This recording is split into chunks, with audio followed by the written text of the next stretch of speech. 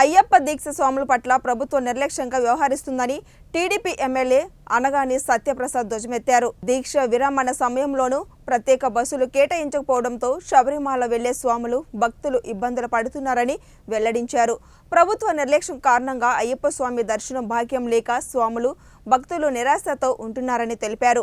ప్రభుత్వం గాని దేవాదాయ శాఖ మంత్రి గాని కనీసం సమీక్షలు చేసే పరిస్థితి కూడా లేదని సత్యప్రసాద్ విమర్శించారు. భక్తుల మనోభావాలతో ప్రభుత్వం అట్టడుగుతుందని మండిపడ్డారు.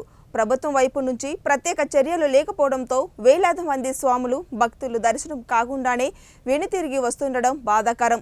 గతంలో రద్దీ ఉన్న సమయంలో బస్సుల కేటాయింపుతో పాటు సంబంధిత అధికారులతో చంద్రబాబు నాయుడు మాట్లాడి సమస్య పరిష్కరించేవారు.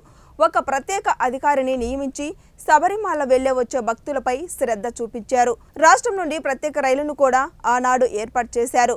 ప్రభుత్వంలో ఒక్క మంత్రి కూడా స్పందించకపోవడం దేనికి సంకేతం? శబరిమలలో జరిగిన తొక్కిసలాటలో అనేక మంది గాయాల పాలైన ప్రభుత్వం నుండి స్పందన లేదు. సెలక్షన్ కలెక్షన్ పై ఉన్న శ్రద్ధ ఈ ప్రభుత్వానికి అయ్యప్ప భక్తులపై లేదు. మకర సంక్రాంతి లోపైన ప్రభుత్వం రవాణా సౌకర్యంపై చర్యలు తీసుకోవాలి. టీడీపీ అధికారంలోకి రాగానే శబరిమల వెళ్లే భక్తులు సమస్యలను పరిష్కరిస్తాం అంటూ అనగానే సత్యప్రసాద్ స్పష్టం చేశారు.